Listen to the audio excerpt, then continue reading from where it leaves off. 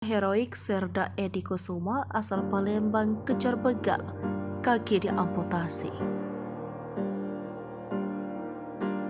Serda Edi Kusuma kehilangan kaki karena diamputasi setelah menangkap pelaku begal. Meski demikian, ia tetap tak patah semangat untuk melanjutkan karirnya sebagai anggota TNI. Bahkan anggota Kodim 0418 Palembang itu baru saja dianugerahi kenaikan pangkat. Aksi heroik Serda Edi baru-baru ini jadi sorotan. Ia berhasil meringkus begal meski harus kehilangan kakinya karena diamputasi.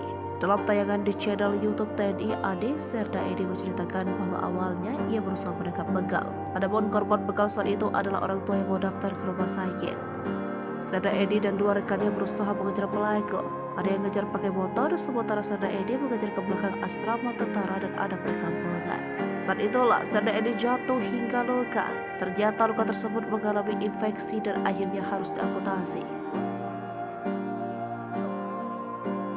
Sebenarnya Serda Edi disarankan dokter harus istirahat, namun ia tidak mau menyerah untuk terus jadi anggota TNI. Serda Edi mengaku ia jadi lebih bersemangat setelah mendapat bantuan kaki palsu dari Kasat Jenderal Dudung Abdurrahman.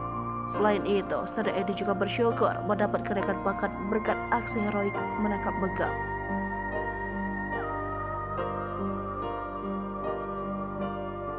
Langsung dari Instagram Kodim 0418 Palembang, Serda Edi Kusuma merupakan seorang prajurit TNI Angkatan Darat, anggota Kodim 0418 Palembang yang mengalami musibah saat bertugas sehingga membuat kehilangan salah satu kakinya. Ia kini menggunakan kaki palsu untuk berjalan.